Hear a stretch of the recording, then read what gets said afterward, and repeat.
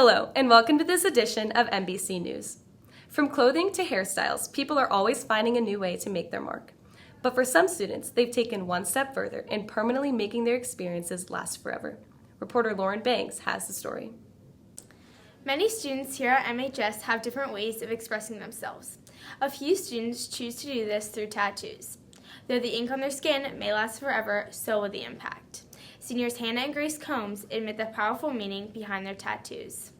My tattoo says always in my heart, and it's just kind of like reminding myself that my dad is always there because he passed away when we were 10.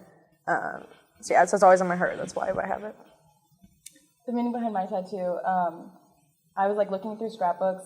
We always kind of knew we wanted a tattoo, and I was looking through them and I saw a letter my mom kept that he wrote her on Valentine's Day, and he signed it Love Keith.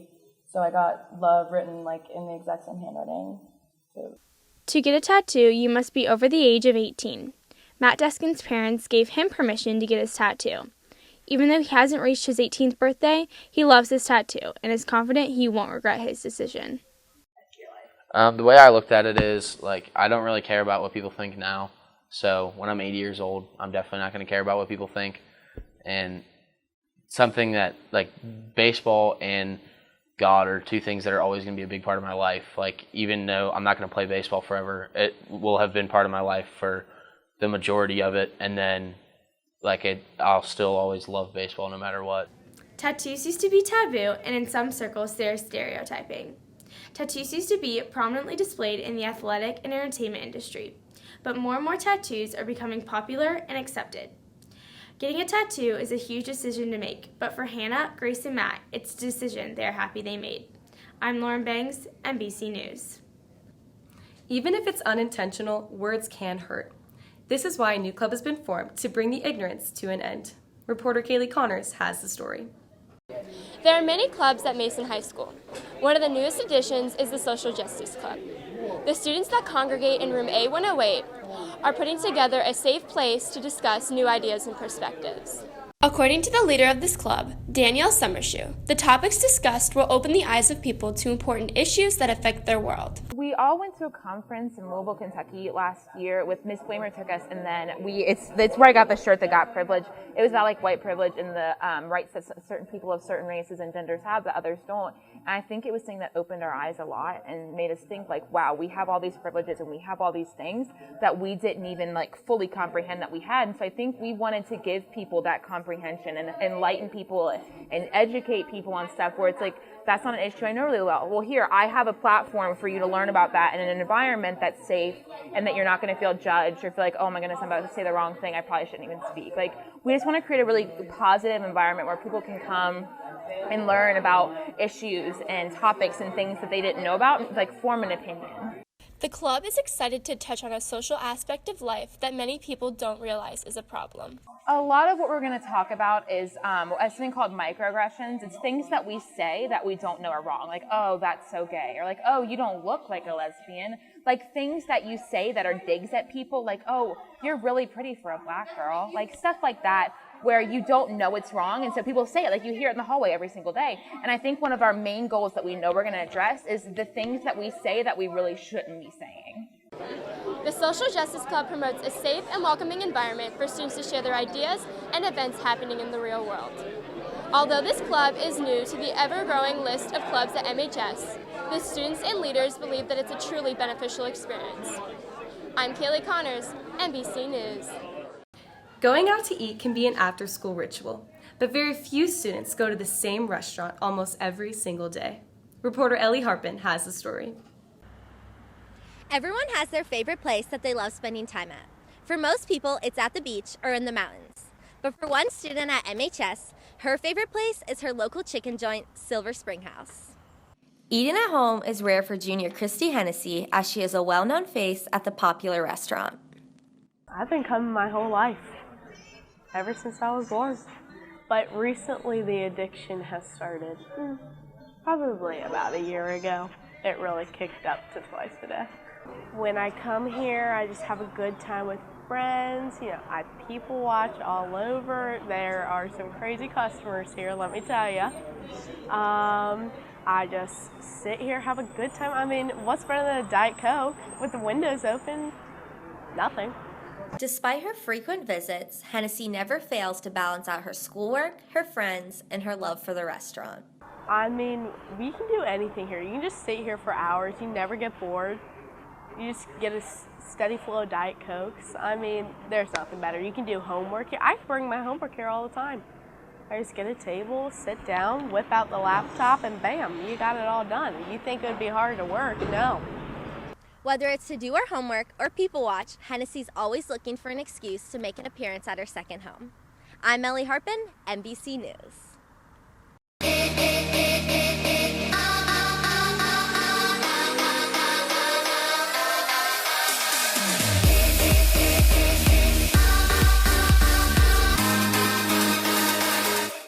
The long and winding road to the Olympics is not an easy one to follow, but a junior here at MHS may be on his way.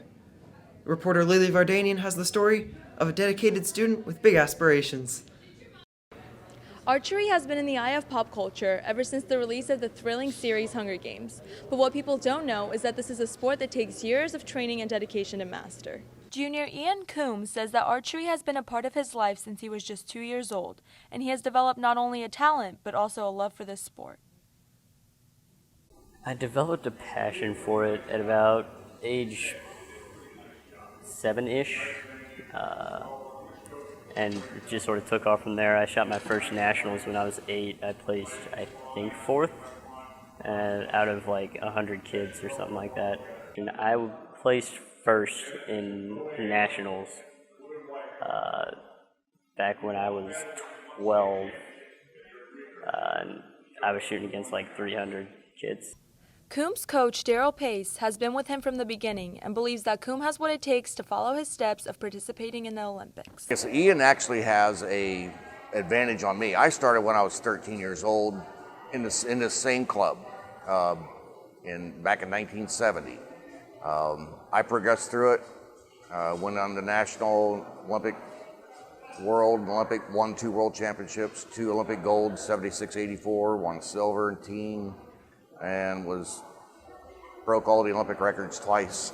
I foresee Ian pursuing that path as well, if he wants to. I mean, it's totally up to him, but it is a dedication that he's got to do.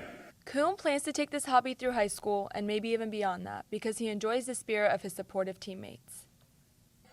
Any other sport, most people get mad at their teammates if something bad happens. This sport,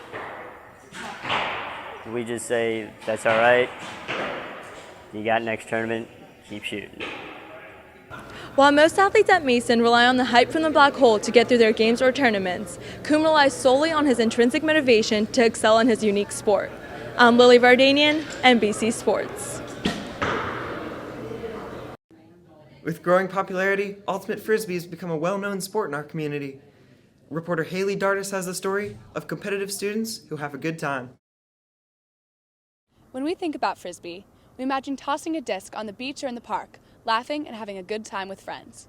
Typically, frisbee is just a laid-back game, but for some students at MHS, frisbee is taken to an ultimate level. Ultimate frisbee can be described as a cross between soccer and football. There are 7 players from each team, all working together to advance the disc towards the opposite end zone. Participants of Ultimate, like Jeremy Jackson and other Mason players, love that the sport has been opened up to both guys and girls, giving everyone the chance to play ultimate frisbee together. The best part about being on a co-ed team's got to be hanging out with the ladies.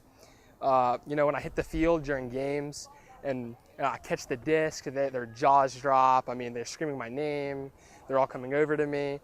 And my love life was already really great before Ultimate, but this has definitely helped improve it. And I'd say that's a pretty good positive. Shane Setna, a first-year player, has been in love with the sport for as long as he can remember and is excited to improve throughout the rest of the season. One day, I was just sitting in my crib, and then my dad, he came into my room after a long day's of work. He handed me a piece of plastic, and he didn't have to say anything. I knew that this was my destiny.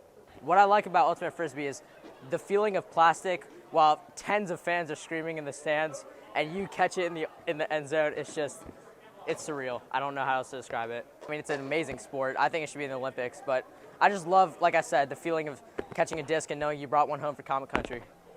The Ultimate Frisbee team has grown tremendously in the past few years here at Mason.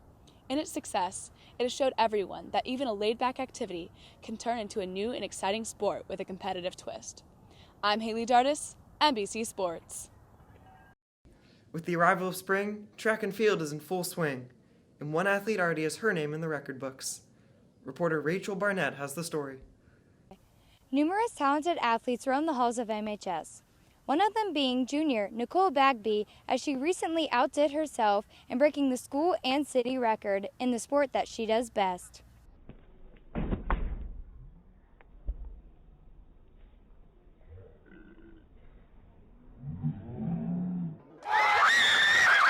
On Friday the 15th of April, Nicole Bagby pole vaulted 12 feet and 4 inches, breaking the school and city record for women's pole vault. She has been training since December, and Bagby says that this outdoor season is when they put all that hard work into action. Our coach has us train really hard in the weight room, and he has an indoor facility on off season that we practice at a lot to prepare for the outdoor season. So this is really where we start actually focusing on breaking records and state championships and stuff like that. Our coach really emphasizes on teamwork and working together and helping the younger kids, like in middle school and stuff, with all the stuff that we know, because the more it's so technical that the more you talk about it, the more it helps you learn and focus yourself on it. Well, I mean, starting all winter and for the last 3 years, she's worked extremely hard to get to this point, and that performance that occurred on Friday night in order to break the school record and the city record has taken a long time and a lot of effort, and just being a role model at practice, in the weight room, in the winter, in the fall, and there's been a lot of preparation getting ready for that. She's had an opportunity to vault behind some really, really good kids over the years, so I think the pole vault legacy kind of continues. We've had a lot of really special athletes, and that was a really special record, so I think that her example will hopefully continue on for a while. While this may be a big accomplishment for Bagby, she's still continuing to work hard and grow as an athlete, and she certainly has set the bar high. I'm Rachel Barnett, MBC Sports.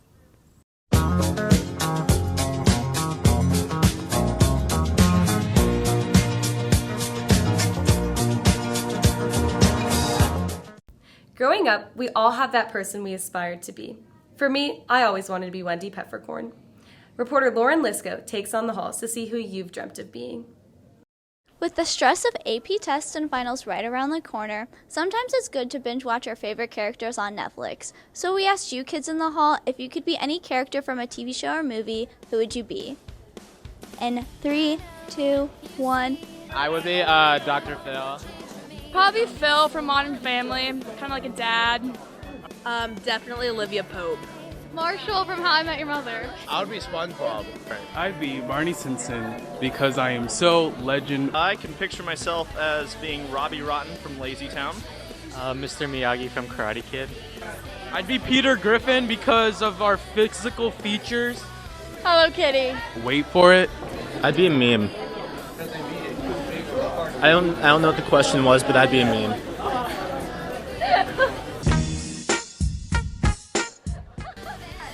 I'd be Tina from Bob's Burgers.